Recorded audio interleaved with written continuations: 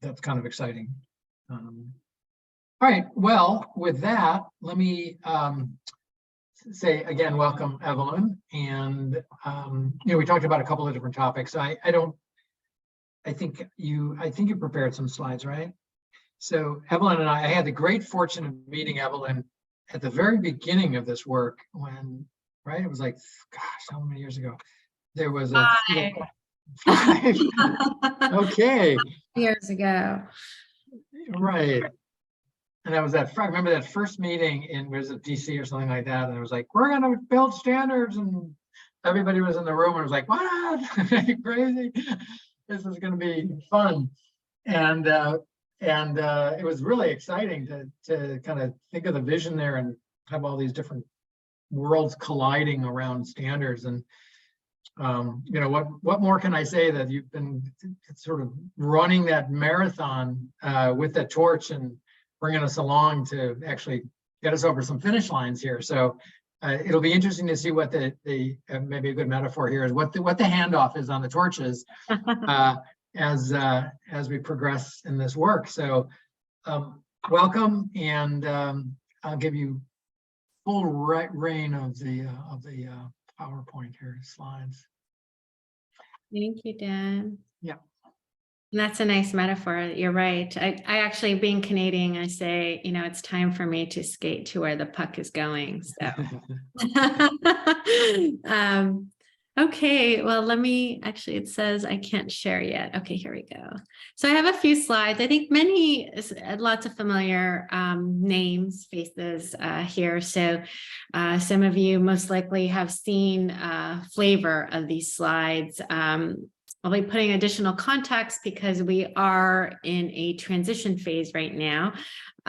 So I'll introduce that to all of you and give you an update of where we're going. But for those that have not heard about the Gravity Project, I'll just ground us. And also, I think that was nice with Dan pointing out that, we've come a long way since that November 2017 meeting in Washington, D.C. So I'll go through that trajectory because we definitely have accomplished significant things as a community, because this is all very community driven. So I'll just quickly go through a very high level overview and also highlight what we've accomplished as a project and where we want to go next, because I think that's really important too for all of you to hear and know what's in the pipeline.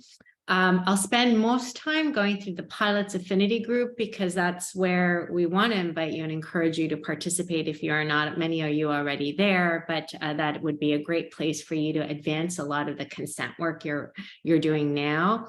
I'll also just highlight success factors and alignment to national policies because that's really important as we scale this.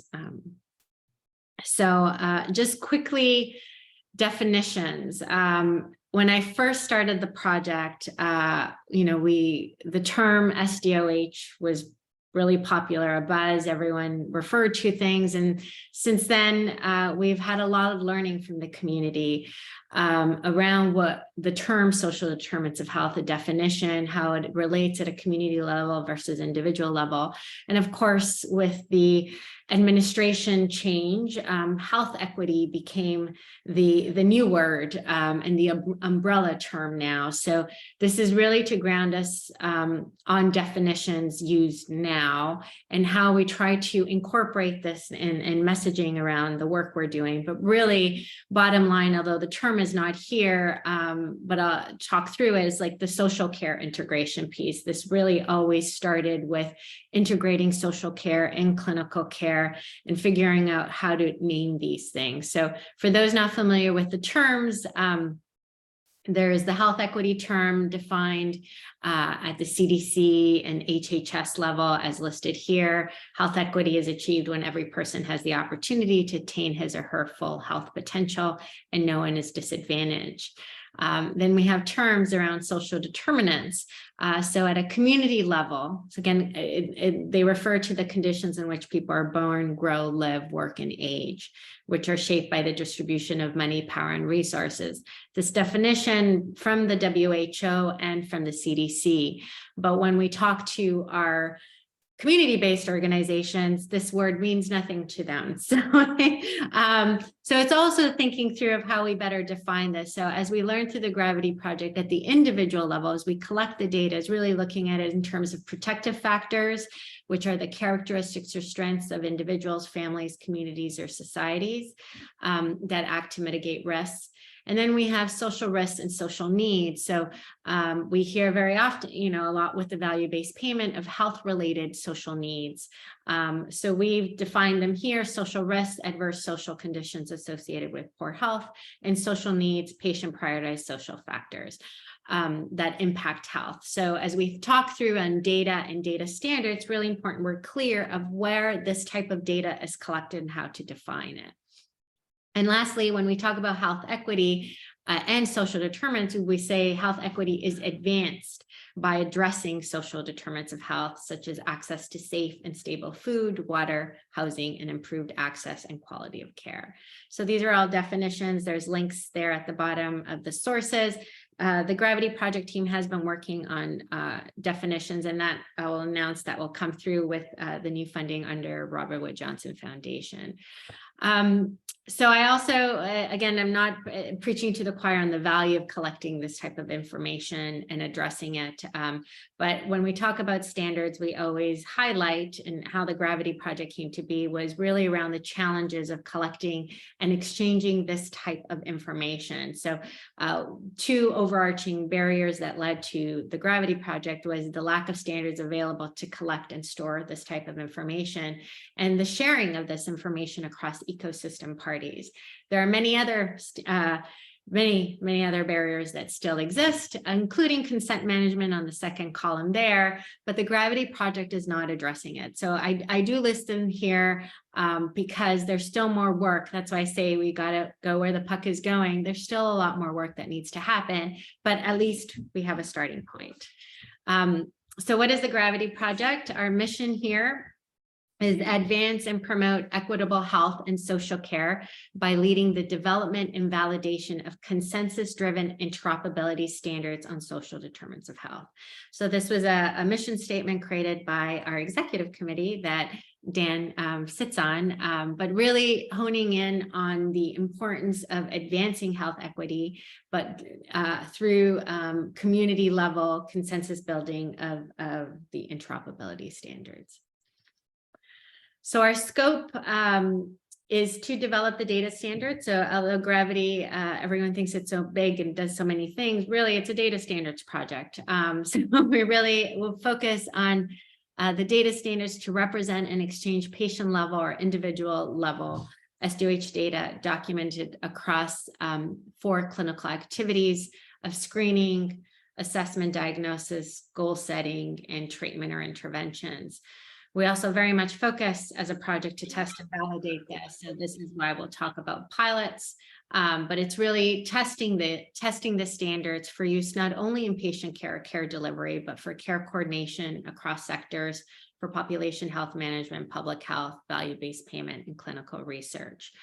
To date, we've completed data concepts and coding codes for 17 social determinants of health domains. They're there in the small little icons on the right-hand side.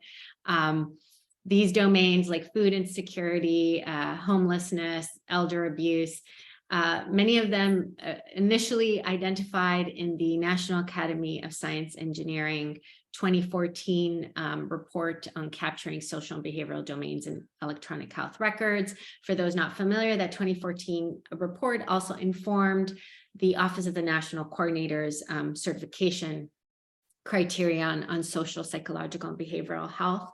And so the Gravity Project started with defining, because as we heard in November of 2017, how ONC had defined those codes were incorrect. So part of us started working on creating definitions for it. But since then, the new domains have been informed very much by CDC's Healthy People 2030. So bring us. So our conceptual framework, for those that have not seen this already, these have been part of our communications. So we talk about those activities always as a circular, right? Because individuals. We constantly have a way to assess the needs or the social risk an individual may have, or the problem. And from a clinical perspective, you're screening, you're assessing what is the problem or the health concern. In this case, what is the social risk that needs to be addressed? And the activities then going through the diagnosis, setting the goals, both patient or person and provider identified goals, and then the actions, which are the treatment or intervention. So all these, we say the Gravity Project, were grounded by the 3 overarching use cases that really speak to that workflow. And this is how we define the data elements, as well as what you see in the Gravity SDOH Clinical Care Fire Implementation Guide. So the first use case is around gathering this data in conjunction with a patient encounter. So the activities related to administering a social risk questionnaire, collecting the data, identifying what the risk is, what the need is. That is our use case 1. Our use case 2 relates to the actions and documenting and tracking the interventions to completion. So these include the referrals, when a referral to a food benefit program. So all these the referrals may be actions that need to be completed outside of the clinical setting. And then lastly is the ability to gather and aggregate this data for uses beyond point of care. This is when we talk about upstream activities like public health, population health, quality reporting, and downstream activities that can also be related to risk management. What's important about the project, the standards, is that they're agnostic to the systems and tools that are used to collect, exchange, aggregate, and analyze the data. This is really important because we know there are many social risk screeners out there. We do not say, like we wouldn't say that this data needs to be all collected in an electronic health record, or it has to all be collected in a case management, a specific one. We say, these are really combination. There are many platforms that can support this and exchange of the data as long as they're using a standards-based approach. So the project's executed through 3 work streams. We have the terminology work stream, where we have identified those concepts. So we identify the data elements. We work with the leading coding stewards to conduct a gap analysis and then submit for new codes, predominantly SNOMED, ICD-10, and LOINC. We also work in HCPCS and CPT. And then we publish some, number 4 here is really important for all our work, is that they're published in the National Library of Medicine Value Set Authority Center, or VSAC, as well as the ONC Interoperability Standards Advisory. And this allows, their publication there allows for their open use, and then it shows the relationships. They're all value sets that are published there. And then these value sets are then referenced in other standards, including the fire specification. So the Gravity Project is an HL7 fire accelerator project. And so we are grounded on developing fire specifications to support the work. And that process goes through the HL7 fire development activities. And then lastly, we have pilots that I'll talk through in the coming slides. Evelyn, one quick question actually I had on my mind as well. Ken was asking about referencing patient, and because the 2 slides ago, the assessment is from the patient perspective. So, is that always the index, so to speak?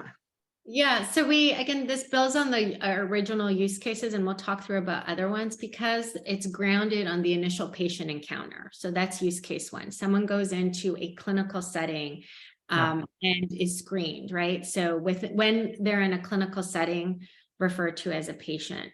But as we move forward, and we know a lot of these activities can happen outside of a clinical environment where they are clients or persons, right?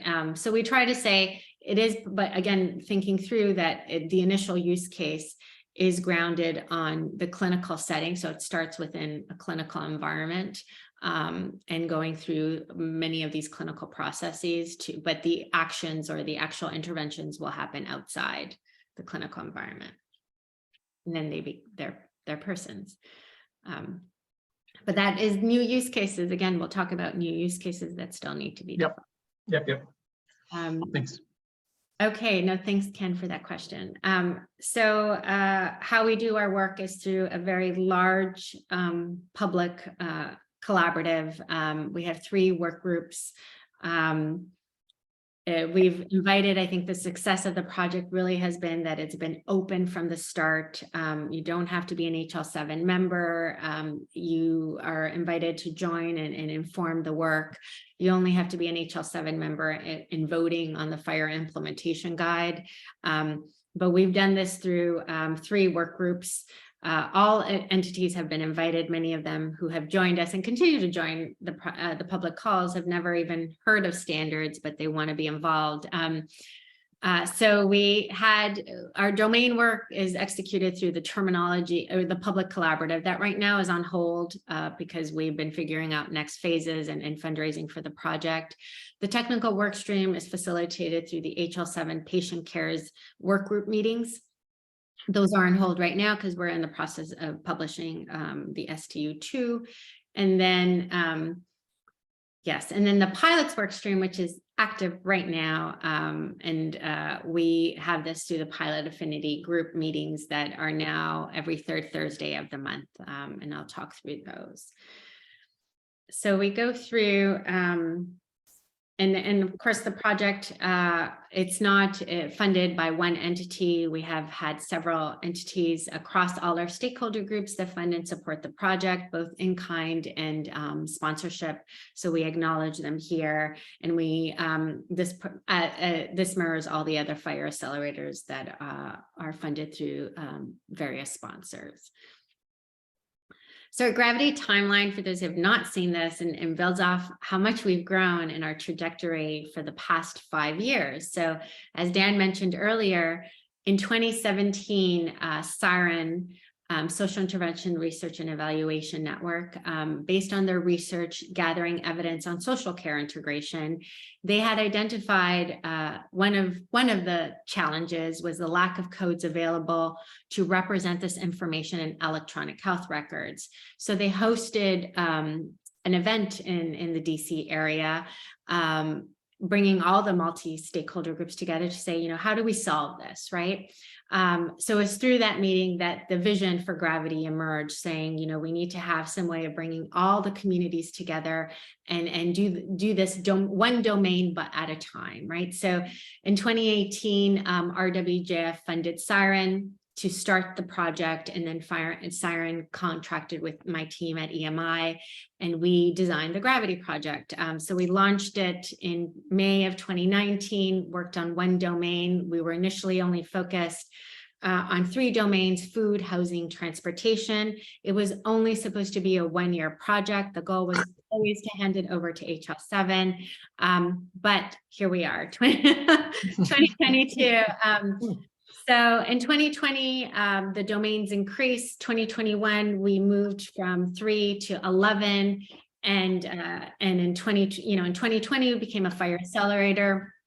Sorry, in August of 2019, we became a fire accelerator. We started our IG in 2020. In 2021 was when we were included in USCDI, which is a big lever for advancement of this work. It was actually my primary goal in standing up this initiative, was ensuring that the data elements were incorporated in USCDI down the line, and that happened in 2021. And then we published our first standard for trial use. This year, the intent was to move to 6 domains.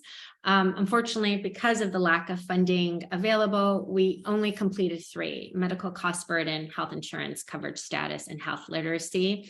But we did launch the Pilots Affinity Work Group, and we were included again in USCDI V3, and we are in the process of doing publishing V2. Yes, so here is our roadmap for this year. Looks a little sparse for the fall terms because, again, we've just been holding the line, we haven't held any public calls except for the pilots affinity work group that we kicked off in September, but we've been on hold finishing. We're still in the background working on new code submissions, working with the coding stewards, and then updating the Fire IG. So for next year, it's still on hold, but the goal is to have the digital inequity domain that was supposed to start this fall, that we can kick that off sooner than later. But trajectory wise, really important to why we started this to begin with was we really looked at it as the domains being the driving force. If we have common language for representing this information, whether it be in an EHR, in a case management system, in an HIE, in a mobile platform, right? That is the start, right? We could start exchanging data, having some level of interoperability if we start with the data sets. Being a fire accelerator, then we focused on developing the fire specification, and it is the clinic. That's why it's called the Clinical Care Implementation Guide, because it is grounded on the initial patient encounter. But moving forward, the vision was that these data sets could be integrated in other fire or standards-based projects, right? So we were always looking at US CDI and at the regulatory piece and how it could be incorporated in both ONC-led and CMS policies, with EHR vendors building off the art. How could the standards also be incorporated in US core? And we've had that ability to influence US core. Peers working with the Da Vinci project, working with the Karen group doing on consumer mediated exchange, registries, trials, Codex also being, these are all fire accelerators. Codex doing on registries and trials. Public health, we have Helios working with the CDC on that. Measure developers, NCQA and NQF. NCQA is very much aligned to the Gravity work. And then research that is led right now through the Vulcan Fire Accelerator and some of the ARC work. So terminology, just highlighting accomplishments. I mentioned the 17 domains. We have LOINC screener codes available for 16 domains, ICD-10 or SNOMED codes available for 14 domains, and 8 of these were included in the CMS IPPS rule, proposed rule, and it's final now. SNOMED CT for 16 intervention codes, and then we have 140, and they keep growing because as codes are published by the coding stewards, meaning Regent Street for LOINC, SNOMED CT, ICD-10, then we create value sets, and then they're published in the National Library of Medicine. And of course, we're included in US CDI. And when we talk about value sets, also really important knowing what activities they support. So LOINC for screening, assessment, ICD-10 and SNOMED for diagnoses, SNOMED for goals, and SNOMED CT for interventions tied to CPT and HCPCS. So when we talk about these and we talk about value sets, when you see a value set for food insecurity, it actually will list these all out by the type of activity. So what do I mean by interventions? If you haven't seen these are the Gravity Project team work with SNOMED CT, SNOMED International in the UK to group these, right? So as we were collecting data, asking the public for input and how are you documenting interventions, we realized there was an opportunity to create groupings for this. So these are the 9 groupings listed, and we talk about referral most often because that's an action that needs to happen outside of the clinical setting, very relevant for social care or social referrals, but there's other activities that are also supported, and some of these are now paid. So you have either, we've seen them from Medicare Advantage programs.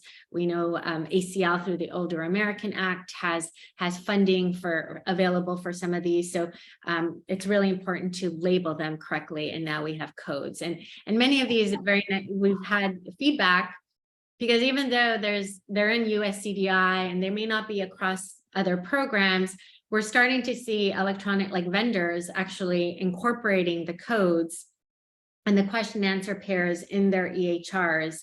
So we know there is some level of documentation, and we're hoping through the pilots we can bring to light what are our lessons learned through it.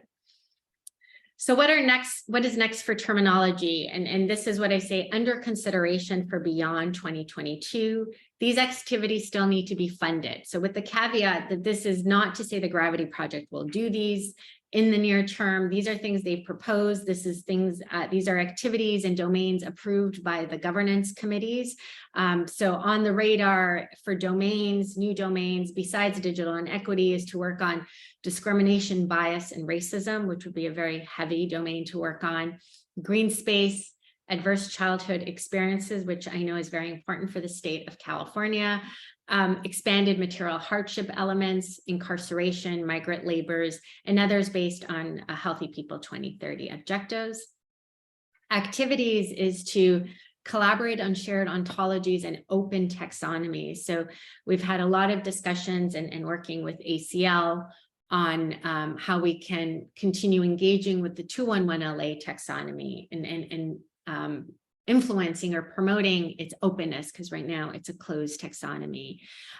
We also want to develop supplemental terminology deliverables to address sharing information on social care program eligibility and enrollment. That's currently not in scope for the Gravity work. And of course, participating in quality measure development. Right now, really the NCQA work is building off what we do, but we're not actively, again, the team's not actively involved. So technical, I need to always acknowledge that our current technical work stream has been sponsored by New Wave, Saffron Labs, and the American Medical Association. So they've been very active. They provide in-kind support. They've also provided financial support in helping us finish the implementation guide. So here is so that again, it's called the HL7 SDOH Clinical Care Fire Implementation Guide. It supports all the clinical activities of assessments, health concerns, goals, interventions, including referrals, consent, and I put it in red, aggregation for exchanging, reporting, exchange with patient-client applications. And it also includes draft specification for race and ethnicity data exchange. The STU was published last year, and we have submitted. So the current build, although this is STU1, it's in the process of going through the HL7 publication. So it's scheduled to be published in the next 2 weeks. So right now we cannot touch it. It's going through that process, but this is STU2. And so what's in the pipeline? So I think this is important because I hear a lot of questions and this comes up all the time. So what is proposed as next activity, again, pending funding, is to defend. So the first one is to define and identify methods of anonymization of data to support reporting for public health, where de-identified data is appropriate. The second activity is to develop use cases and requirements for aggregation and de-identification of SDOH information for population health and research. And then the last one is to develop and or incorporate new use cases that can be supported by the existing Fire IG or either a new IG, particular the CBO to CBO data exchange.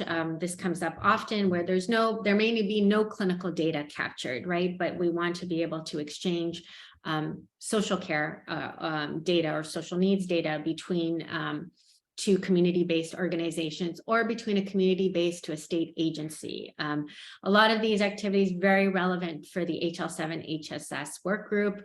We imagine these activities would move under there, but these are things that the Gravity project team can support in the future.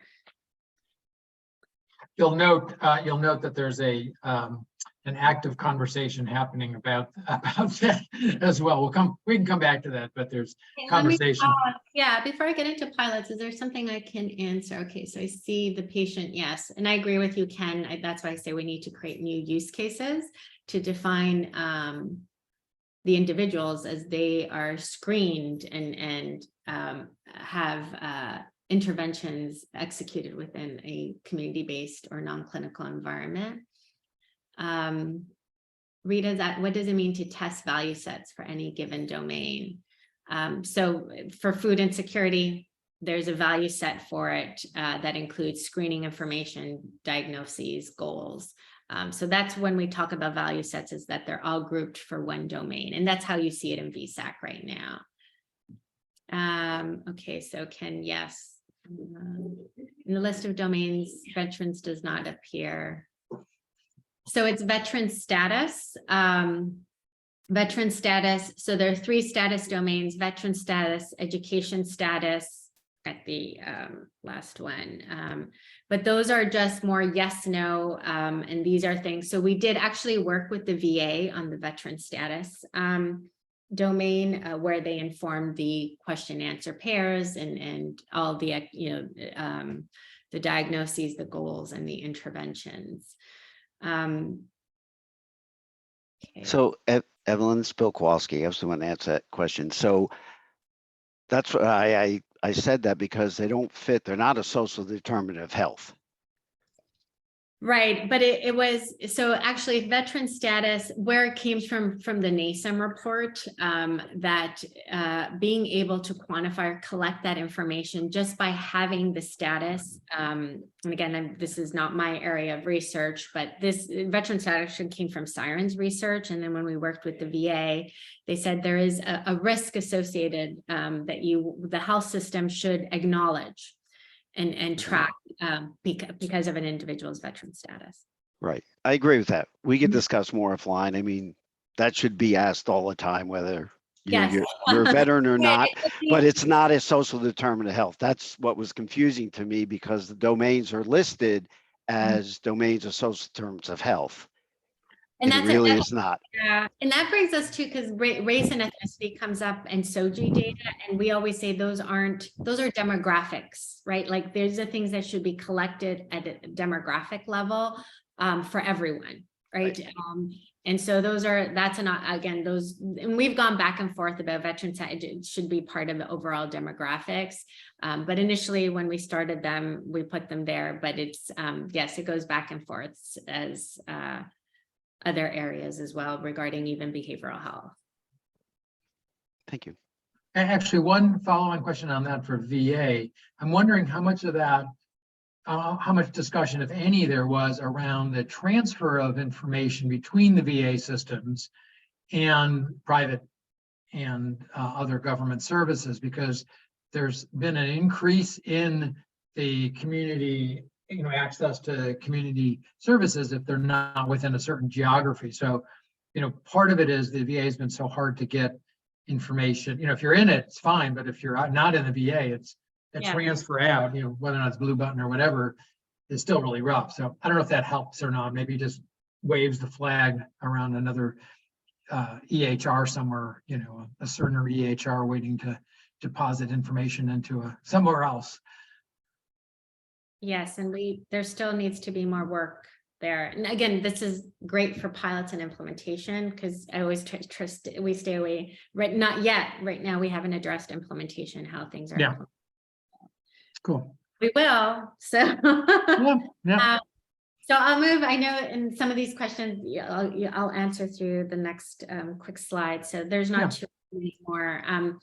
So just very important, again, acknowledging this pilots affinity group that is how we're convening the community at large. It is funded by ONC and initial funding from IHE. So thank you, EMI, and then AARP. We also have ACL that encourages their grantees to participate. We include them here. But really, the pilots affinity group is a place to convene everyone publicly so they can test the standards and share their learning with everyone else. So it's an opportunity. It's also an opportunity where we have entities that may have a system, right?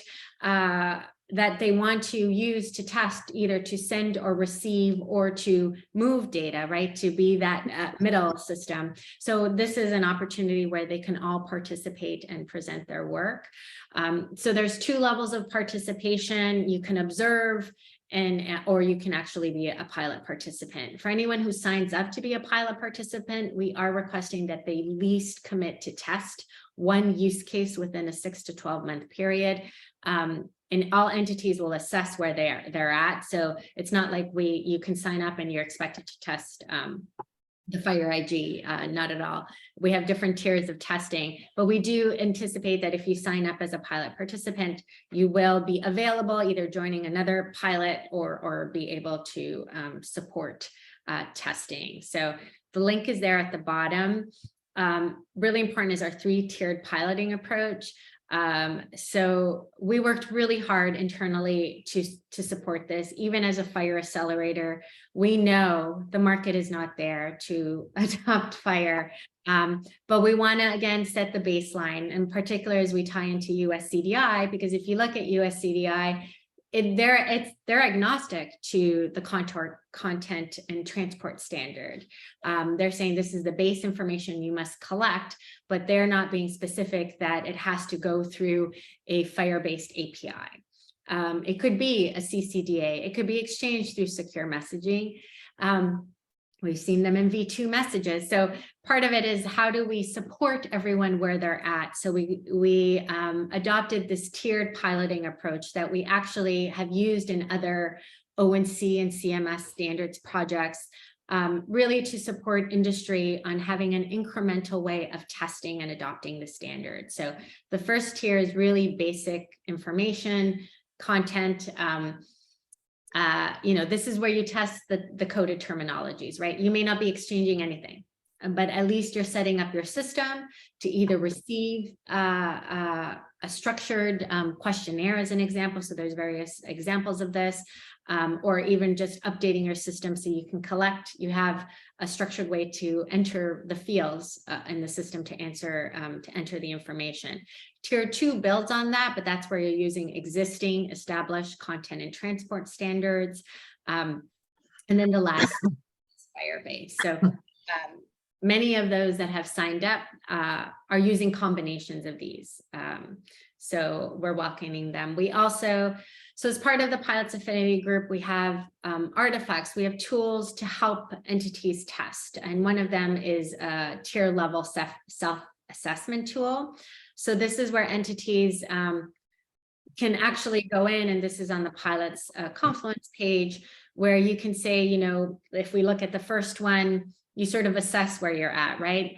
We are social risk questionnaire we use social risk questionnaires to collect screening data. You can use Hunger Vital Signs, Prepare, so forth, right? So if that's the case, you check there, you're already planning. The second one is we document gravity vetted LOINC screening terminology, example LOINC encoded and within the gravity VSAC value sets, or the screening tool spreadsheets on the Gravity Confluence page, right? So if that's the most that you can do, then you'd be a tier 1, right? So it goes forth so that you can assess where you're at before you start testing.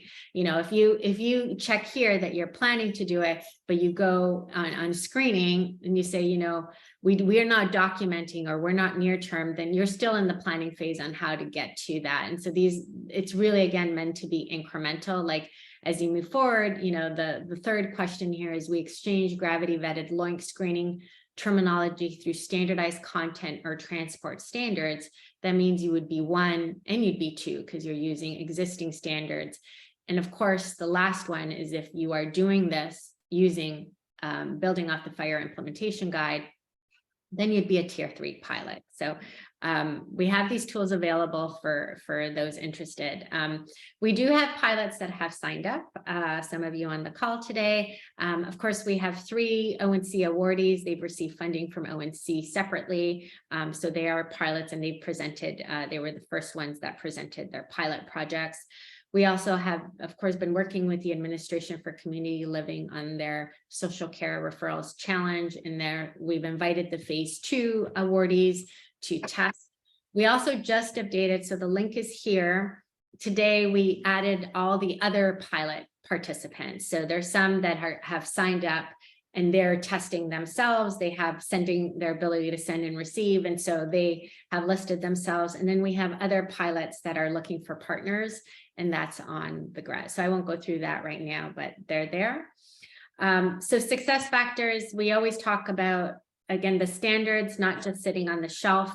They will only move in advanced interoperability if they're incorporated across these 7 areas, right? There has to be some stick around policy to influence or motivate or require their use in payment models, in programs, in other standards. We work closely with other fire accelerators and grants. I give the ACL and the ONC LEAP grants are example, ACF grants, and then practice and innovation. So when I talk about where the puck is going, it's really around the practice piece. There needs to be more work on implementing this in the field and learning from it, having best practice, gathering evidence, evaluating. All these things still need to happen because there's, the standards have just been published. They're just slowly being required or influenced. So we need to do more work on validating them in the field and figuring out whether they work or not. Or are they creating, as an example, are they defined in such a way that they're restricting certain populations or leading to further health disparities? So all these things we don't know enough. Here quickly, what are, besides USCDI, they're included in the IPPS I mentioned. So right now in April, CMS published it and pointed to USCDI V2. So that's why it was so important to get them into USCDI, because we're starting seeing all the payment programs, payment models and programs start pointing to them. CMS also published their MA and special needs final rule, where they included standardized questions on housing, food security, and access to transportation. We also just worked with them, or they asked us a lot of questions to influence. They just released last week, if you didn't see it, sub-regulatory guidance that will require screening tool selection based on gravity-defined evidence-based social risk screening tools as published in VSAC. So that's a big one. And then of course, I mentioned the grants, ACL, LEAP, and ACF. For those have not seen it, so a lot of our work builds on what I mentioned, upstream and downstream activities. But in April, HHS published their strategic approach to addressing SDOH to advance health equity, very much tying to why social care integration is important, really honing in on more work needed at the midstream level to support human services and the coordination across, at the individual to community. So you're seeing all these terms, again, very much tied to health equity. And so when we talk about gravity, we say we're very much focused on the data standards to support this integration. Right now, it's like creating a language that didn't exist before. You need to make sure it resonates with both the health and the human or social services ecosystem so that they can share information about the individual. So the standards are very much focused on that integration piece. But again, there still needs to be more work to inform upstream activities. Of course, we just wrapped up with the CDC, the SDOH public health use cases that really talk about what happens after this data is collected. How can it inform public health agencies and their activities? And so those were also published building off the gravity framework. All right, so I see a question here. Jim, curious, are there any pending policies from CMS to require those use cases in ACOs, MISS, or at populations? So they also published, CMMI had their strategic plan where they did reference USCDI, but I haven't seen any of the new payment models. CMS has 2 new measures, SDOH, yes. Okay, and this is goal 1. Again, gravity is focused on supporting HHS goal 1 of building a robust and interconnected data infrastructure to support care coordination and evidence-based policymaking. We also have been engaged with the White House, and they have, those that missed it, they published their strategy, their national strategy on hunger, nutrition, and health. And in it, they have includes activities that encourage social risk screening. So we're seeing a lot of the screening pieces coming up up front. So this is language from the report. The link is here, but it also, again, points to USCDI. And so next step. So gravity project sustainability. So where we wanted to end today. So in August, Civitas Networks for Health, which is the National Association for Health Exchanges or Health Data Utilities, now they're changing the words. They signed a letter of intent with HL7 and the Gravity Project to establish a partnership that will leverage their synergies and strengths to chart a sustainable glide path for the implementation and dissemination of consensus-based standards. So the letter of intent was signed in order also for Civitas to apply for a grant from RWJF.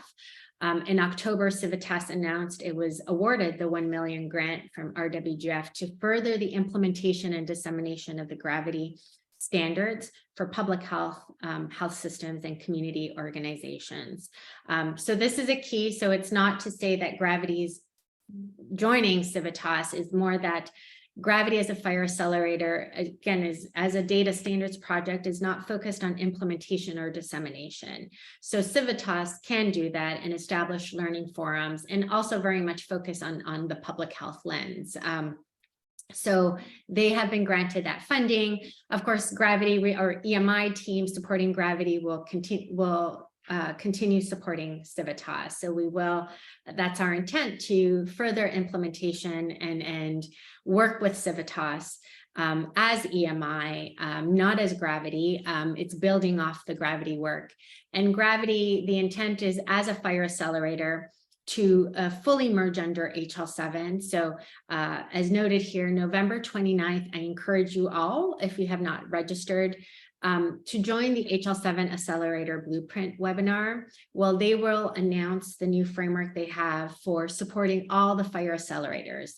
So that's the part where they're creating a sustainability model that will be scaled. You know, Gravity will be that example, but it will support, eventually move to support the other fire accelerators. So again, it won't, I'll acknowledge, it will be transparent to the community. Things will continue as they are, except you may have, you'll have a different program manager, you'll have HL7 themselves and their resources more engaged in sponsorship and day-to-day activities.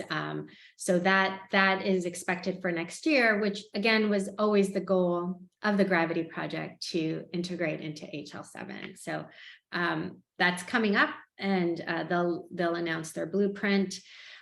So the action for you all is encouraging you to test and demonstrate these social care integration use cases as part of the affinity group. We want, you know, it's an open invitation for you all to join. I had mentioned before that although the Fire IG has the consent profile, it's the SDOHCC consent profile. This very much ties to US core. So it is very clinically driven, and there needs to be more guidance, more, you know, there needs to be input from the field, whether this can be applied for HIPAA to non-HIPAA covered entity exchange or non-HIPAA to non-HIPAA covered entity. So again, until we hear from the field, from those actually testing and implementing, we won't learn. So with that, I'm over my time. So that no, we're good. Yeah. Okay. I think we might have had one question that didn't get answered from Rita about capturing the codes. Rita, are you still on the call? Yeah, can you hear me? Yeah. Yep. Cool. I think it was more because I was thinking of more sort of like the implementation, like downstream, I guess the things that still need to be tested that Evelyn spoke to, because when I think of things like this, I often think of like role-based types of activities, workflow, and who does what, you know, and where things are captured, or, you know, where things happen. And so those are kind of the stem of my question about like, where are you actually, you know, getting the LOINC codes from? Because you might have like a nurse or somebody doing the screening, but are they really also, do they really care about actually figuring out what ICD codes to apply to it if they're not really, you know, involved with billing or doing other things? So that's sort of like the root of my question.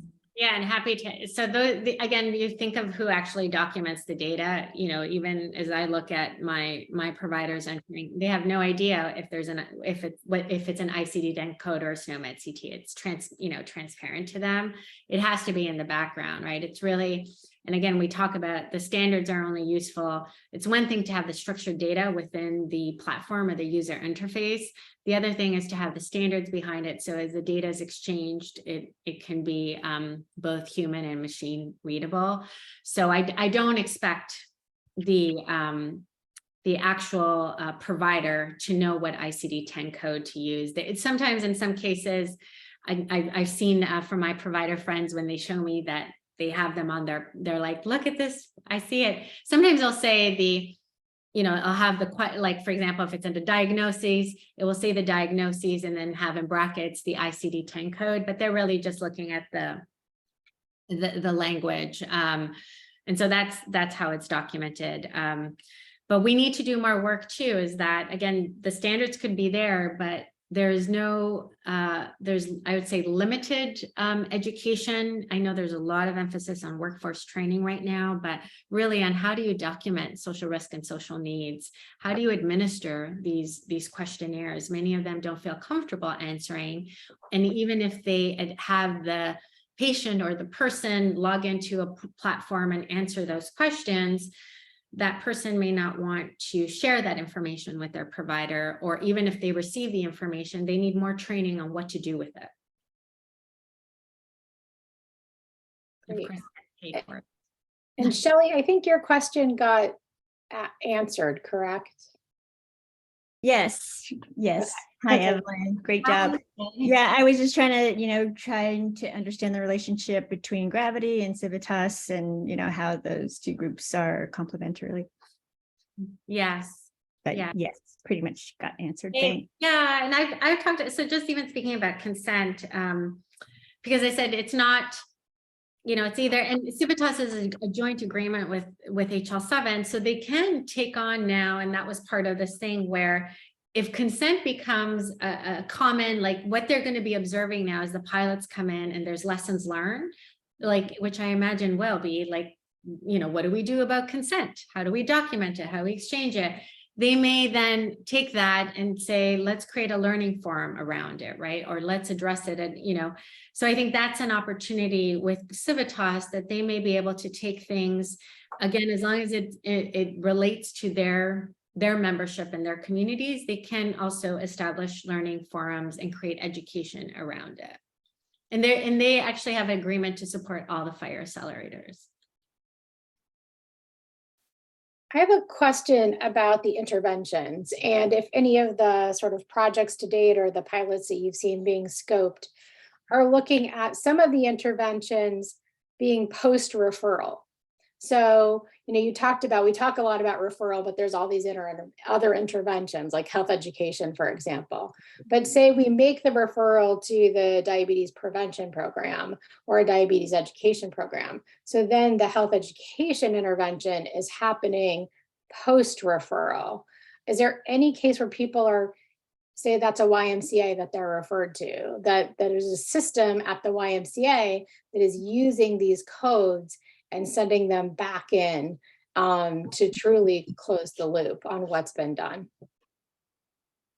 So I can share, that is a very popular topic that we're addressing in a smaller group. Matt is on it with us, where we appreciate that the current referrals, fire specific resources, service request and task are incorporated in several standards, right? As well as also what we see in IG 360X. I think more work needs to happen. So some of the discussions have been, whether there's an opportunity to have a referral architecture established, because that comes up often where it's just one step in the referral, right? So you may refer to, like in particular, even when you think of, and I see Courtney's name came up, you may refer someone to a AAA that will then assess them again and determine what's the best service, so there's another referral that needs to happen. And that is not easily the standards don't easily support that right now. There's also the referrals that come up often for public health. For example, referral to a YMCA for a exercise program. And that referral may go out, but the YMCA can act on it because they have to register the person and have enough people enroll in the program, right? So the actual referral won't be closed until they have a time period around it. So those are things that come up all the time about referrals to community-based organizations where the action still has several other steps and the referral can't immediately be closed. That makes sense? Or Matt, anything you want to add? I know you've been part of all these questions. Sure. These discussions. Yeah. So you would use there's a data element for based on. So let's say you do someone makes a referral to a AAA for further assessment, and they identify that they have food insecurity and housing insecurity, right? That then in going to make additional referrals or perform additional interventions to address these different issues, there would be multiple essentially subtasks that are based on the original service request of the assessment. And that would be passed back to the original recipient who's making the initial referral. I hope that makes sense. And Brian, I just responded to Rita's question in the chat. If you can just fact check me, or maybe Evelyn can fact check me. An intervention is another word for a procedure. It's essentially just a procedure code. No, I'm showing the intervention. That's what we did. There's actually 9 different types of intervention. And procedure often falls under provision of care to supply and make available for use. But I know within the standard and the referrals is separate, right? So part of it is, and again, these are coded differently. Yeah. But so Rita's question was, you can perform an intervention outside of a referral, right? There's multiple types of interventions essentially, right? Yeah. Yes. Yeah, and there could be like example 2 is like you may refer someone to a coach, right? Or someone who's going to assist them filling out a form. So that's the part where we're sort of dividing it, like splitting them up, right? You may, for example, in some cases, you may refer someone to someone who can help them complete a SNAP, their benefits, right? But it's not a referral to a food delivery organization. So there may be some to give support or aid. So some of these are, again, they're also very much differentiated on how they're paid, right? So what is tracked. So some of these, for example, education, counseling, many of these, there have specific codes that we worked with ACL on that are tied to Older American Act funding, where certain of these would be would be covered for the agency that submits it. They may submit a code to say, we provided education to the individual and have a payment associated with it. This is fascinating for me. I think Brian's probably looking at it the same way. I mean, like in the HUD world, they would call all these interventions services, except they wouldn't put an assessment within a service. They would leave that outside of the intervention because you're just assessing, and then you can make an intervention based on what you find in the assessment. So it's just something where ontology mapping would be really useful, because then you could say, well, this is the interventions framework. This is how we look at the world. Assessment is part of a service/intervention. This is a HUD world. The services are orthogonal to an assessment. Assessment is like figuring out how to intervene, sort of thing. It's just a different yeah, this is a different, yeah, exactly. And this is a different assessment than the initial assessment, right, for the diagnoses of the problem. So and again, these came from the community, right? Because they said you need to have another level, this could be the example where someone could be in the clinical setting and they have a social, a social risk around food insecurity. So I'll bring up food insecurity all the time, although these don't have the slides. But there could be one where someone needs to have further, the intervention could be they're referred out, or they need a follow-on evaluation for the level of Yeah. food. Maybe. Oh, yeah, a deeper look or whatever you want to call it. I get it. Yeah. And I'm not saying one's right or wrong. I just, these are the problems we're going to run into when you try porting the two systems together. If Brian and I and whoever else cares about these things get our way, we'll have a clean mapping between these things, and we'll be able to zap back and forth between them, and all will be well. People keep mentioning my name, so I better say something. Well, this is you're up your alley. So, these are the example around assessments that I sometimes provide is if you go to your family doctor, your primary care physician, with blood in your urine and a backache, that family doctor might turn around and give you a test, give you an exam, say, I think you might have a kidney stone. But at least within most areas of the United States, they're not likely to then refer you for an intervention of lithotripsy. They'll refer you for further assessment by a specialist, by a urologist, along with the observations that you presented with back pain, blood in the urine, you were tested, blood did show up, palpated, et cetera. But it would then be up to the referral for further assessment by the urologist to then determine, oh yes, you are diagnosed as having a kidney stone, and we're going to then refer you for lithotripsy or whatever. And at that point, of course, you want that referral for lithotripsy and or ultrasound and or whatever to percolate back up to your family doctor somehow through this multi-hop referral mechanism. The same thing happens if you happen to be a family practitioner working with an elderly patient. They're going to take a look at you, say, you just took the Prepare survey out in my lobby. It says you have food insecurity. But you know what? I'll bet you that there are other issues you may have that the Area Agency on Aging can do a better job of diagnosing than I can, because they're the specialist in elder care. So let me make a referral for further assessment by this AAA. Yeah.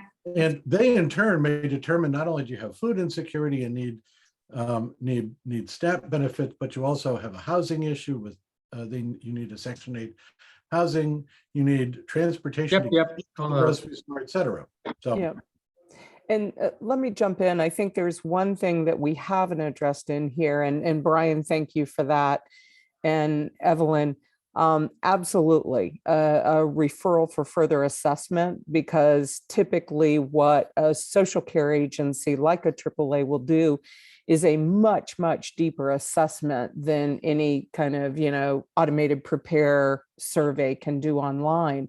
But the other thing is, once it triggers that further assessment, they do the assessment, then that triggers the creation of a care plan, which is an important step in here before you move to the referral for services, interventions, and other things. So I don't want to overlook or shortchange that creation of the care plan, because that's a critical step in here.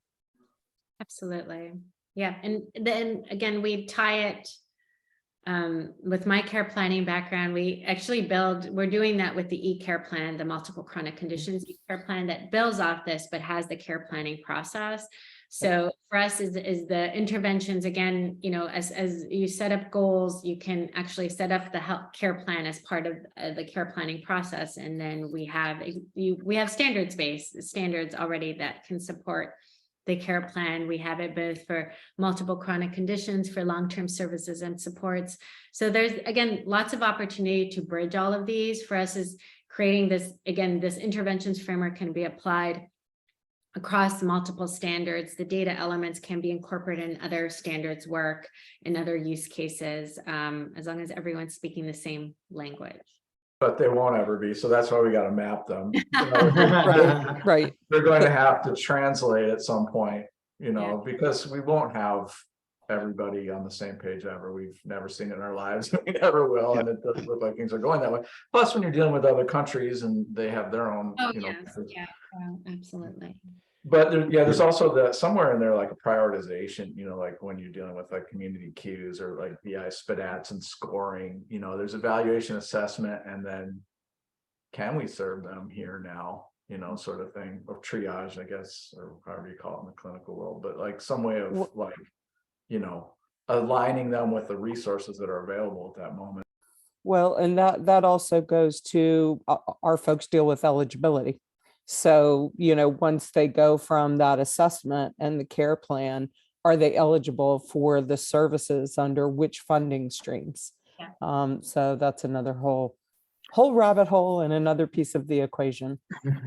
So let me just jump in here. I know we can go into triple overtime, but I want to be mindful. I'm taking a lot of time here. Thank you so much, Evelyn, for that. There's so many overlapping areas, and I would suggest that consent is not part of that midstream. It's kind of above that, but we got to solve that first before the data can be shared. So I'm really interested in all the various pilots, the affinity group, the stuff that's happening in California now, other places that are doing this. There seem like there'd be lots of opportunities, especially with the recent ACL grant, sort of announcement of what 58 different pilot sites or something like that.